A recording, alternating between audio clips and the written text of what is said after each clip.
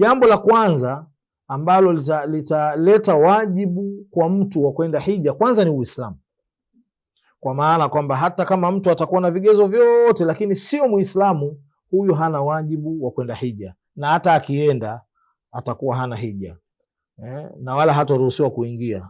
Akijificha akaingia kinyemela nyemela, basi ataingia tu, atakuwa amekwenda kutalii. Lakini sharti la pili, mtu anatakiwa kuwa na akili timamu. Haitoshi tu kwamba mtu ana uwezo wa pesa, ana afya, akili yake ikoje? Kama akili haiko sawa, huyo mtu pia hana wajibu wa kwenda kutekeleza ibada hija, kwa sababu Mtume sallallahu alaihi wasallam alishatangaza hilo kwamba kuna watu watatu wameondoshewa kalamu, kwa maana hawaandikiwi kitu chochote.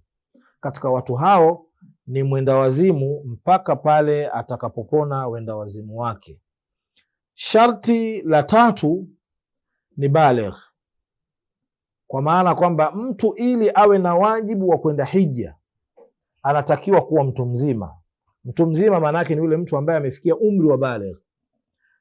Kama yuko mtoto, ana pesa, afya yake nzuri, anaweza kusafiri, huyu bado hana wajibu wa kwenda hija, pamoja na kuweza vitu hivyo. Kwa sababu gani? Kwa sababu umri wake bado haujampa nafasi ya kuwa yeye ana wajibu wa kwenda hija. Lakini lao ataenda mtoto mdogo ambaye ni mumayiz, ambaye ana akili ya kufahamu mambo, akienda hija, akihiji, hija yake itaswihi, na wanasema kwamba thawabu watazipata wazazi wake. Lakini akija akishakuwa akiingia kwenye umri wa utu uzima, atalazimika kurudi tena Maka kwenda kuhiji hija yake ile ya ulazima ambayo inaitwa hijjatul Islam.